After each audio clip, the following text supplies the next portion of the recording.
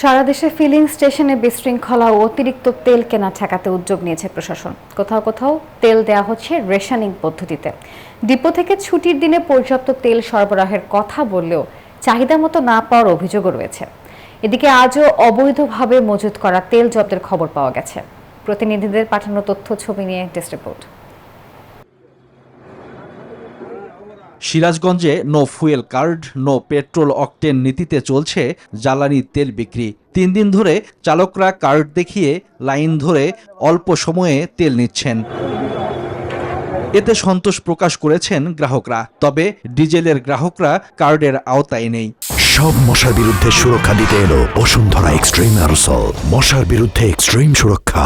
জেলা উপজেলা পর্যায়ে বিনামূল্যে ফুয়েল কার্ড বিতরণ করা হচ্ছে। সরকারি একটা ব্যবস্থা নিয়েছে, এটা খুব ভালো উদ্যোগ।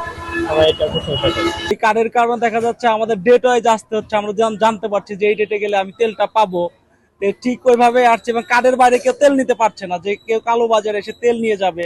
জেলা প্রশাসন বলছে ইতোমধ্যে জেলায় 10,500-এর বেশি কার্ড বিতরণ করা হয়েছে।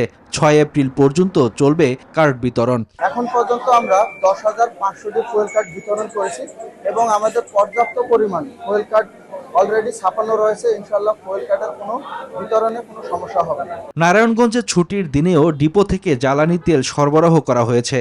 নিরাপত্তার দায়িত্বে দেখা গেছে সেনা, পুলিশ ও আনসার সদস্যদের। গতকালকে পেয়েছি 3,000 অক্টেন, 3,500 ডিজেল। এর আগে পেয়েছি, আগে যে নিতাম তবে ডিপো থেকে চাহিদা অনুযায়ী তেল সরবরাহ করা হচ্ছে না বলেও অভিযোগ রয়েছে। আমরা ওষুধ বানানো ডিজেল লাগে, হাফ দিতেছে, 9,000 দিতেছে। এদিকে বৃহস্পতিবার গভীর রাতে নোয়াখালীর সুবর্ণচরে বাড়ির ছাদে পানির ট্যাঙ্ক থেকে 800 লিটার ডিজেল উদ্ধার করেছে প্রশাসন। পরে জব্দ করা তেল বৈধ ব্যবসায়ীদের কাছে নিলামে বিক্রি করা হয়। Desk report, news 24।